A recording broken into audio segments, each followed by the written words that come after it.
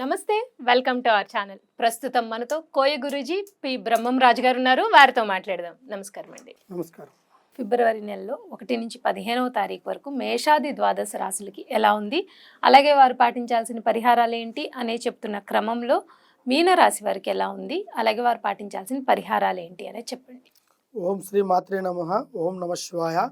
ఈ మీనరాశి గల వాళ్ళ విధానం ఎలా ఉంటుందిరా అంటే, ముఖ్యంగా అధికారాన్ని చేజేయించుకోవాలి, మంచి అధికారంలో నిలబడాలి, నలుగురిలో మంచి పేరు సంపాదించాలి, కుటుంబ గౌరవార్థాన్ని కాపాడుకోవాలనుకొని ప్రతి ఒక్క స్త్రీకి పురుషుడికి ఉంటుంది.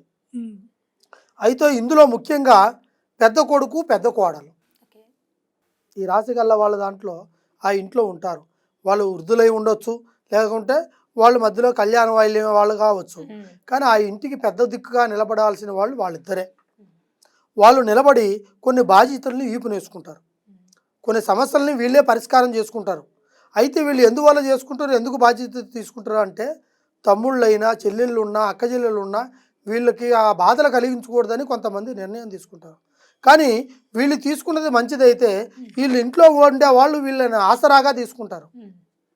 ఏదైనా నువ్వే భరించాలిగా, ఏ కష్టమైనా నువ్వే చేయాలి కదా, ఏ పనైనా నువ్వే చూసుకోవాలి కదా అని కొంతమంది ఇబ్బంది పెడుతుంటారు. కొంతమంది అత్తా కోడళ్ళ మధ్య కూడా ఈ సమస్యలు వస్తుంటాయి పెద్ద కోడలుగా. అయితే ఆ ఇంటి పెద్ద కొడుకుగా ముందు సాధించాల్సింది ఆ ఇంట్లో ముందు ముఖ్యంగా భార్య దగ్గర గౌరవార్థాన్ని సంపాదించాలి, తల్లిదండ్రుల దగ్గర మాట పదార్థాన్ని నిలబెట్టుకోవాలి. అదే కోడలైతే ఆ ఇంట్లో ఆ పేరును కాపాడుకోవాలి. తర్వాత అత్తామామ దగ్గర మాటను పోగొట్టుకోకూడదు, మాట జారకూడదు. తర్వాత ఈ కుటుంబాన్ని పట్టుగా నిలబెట్టుకొని భర్త కొంచెం ఆలోచనలో ప్రయత్నంలో కొంచెం కోపిస్తైనా కూడా దాన్ని అడ్జస్ట్మెంట్ చేసుకుని ఆ కుటుంబాన్ని దిద్దకెళ్ళిపోయి, భర్త కోపంగా ఉంటే భార్య దాన్ని నిదానపరిచి దాన్ని తెలజెప్పేటట్టుగా చేసుకుంటే ఆ ఇంట్లో ఏ సమస్యలైనా సరే పరిష్కారం అవుతుంది. లేదు పెద్ద కోడలే దానికి ఆ ఇంటికి మూల కారణం అయ్యిందిరా అంటే ఆ ఇంట్లో ప్రతి ఒక్కరికి మనశ్శాంతి ఉండదు. లేదు పెద్ద కొడుకే సమస్యగా ఉన్నాడు అనుకో, ఆ ఇంట్లో భార్యకి ముఖ్యంగా మనశ్శాంతి ఉండదు.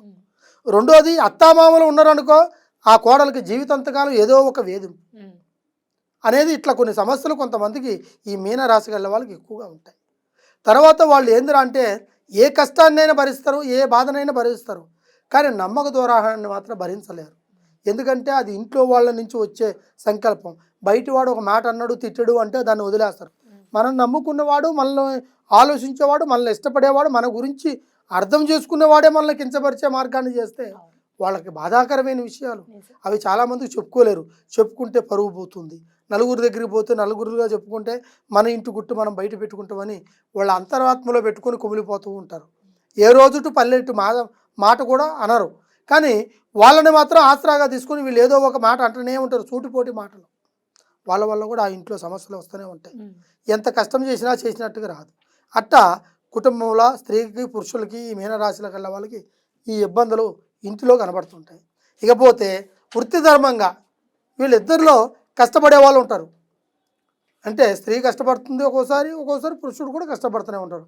ఈ రోజుల్లో స్త్రీ పురుషులు సరి సమానమని వచ్చింది కదా.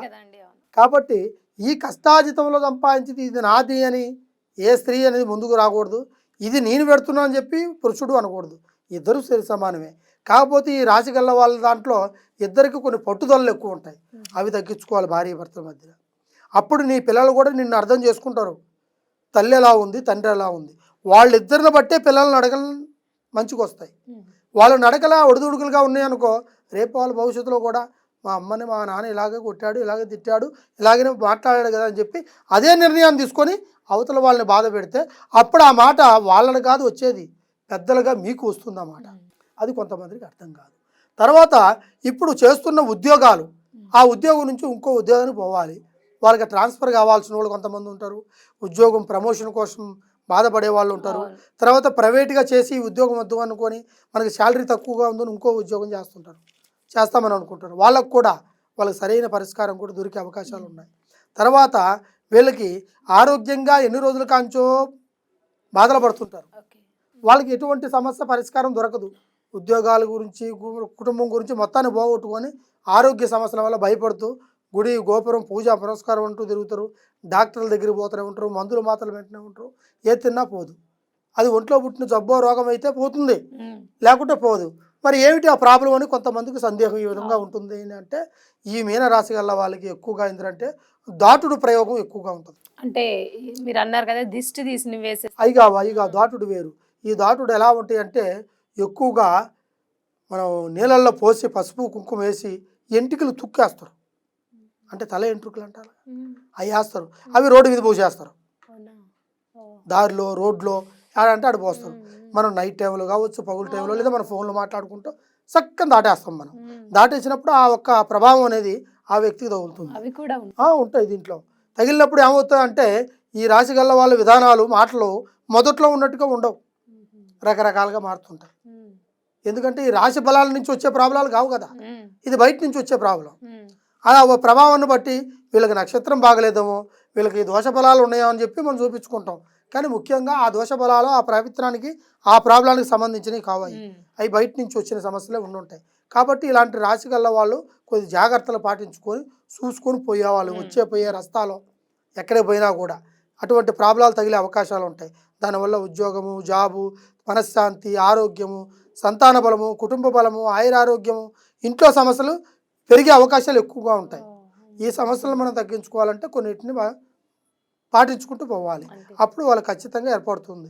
ఇలాంటి రాశి గల్ల వాళ్ళకి ఎక్కువగా వెంకటాచలపతిని, వెంకటేశ్వర స్వామిని పూజించాలి. అంటే శనివారం ఒక్క పొద్దులు ఉండాలి.